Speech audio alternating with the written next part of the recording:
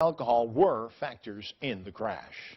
University of Maine professor lost in the woods in Alton has been found. Searchers located 79-year-old Robert Vadis this afternoon after about a mile into the woods. The search began yesterday after he failed to return after a morning of hunting. Renee Ordway was in Alton with the searchers and has the story.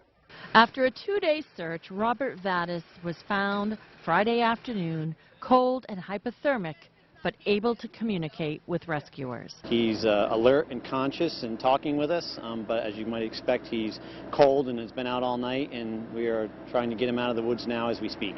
Vadis was supposed to meet with his hunting companion at a friend's camp in Alton at 9 a.m. Thursday morning. When he failed to do so, that friend notified game wardens. By the afternoon, a full-blown search was underway with a command post set up along Route 16 at the Alton town office. Ground and air searches were underway all day until 1 o'clock Friday morning. When the sun came up, they were back in the woods. People searching grid lines as well as canine teams, volunteers from Maine Association of Search and Rescue, from DEEMI, from the Army Guard, our own air wing. We have a major search effort going on right now in the area that he was last seen and just continue to expand outward.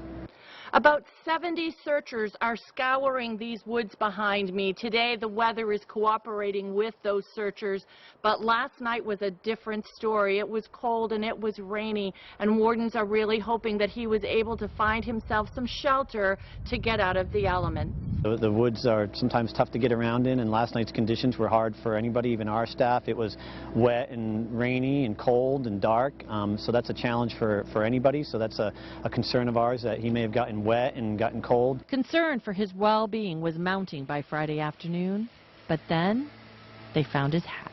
That shifted our search efforts a little bit in that direction. We gathered up a bunch of grid search people, from volunteers to members of the Penobscot Nation to game wardens, and we flooded that area with basically a shoulder-to-shoulder grid search in an area we hadn't been yet, and we're quick to come upon Mr. Vadis. Vadis was taken to Eastern Maine Medical Center to be checked out.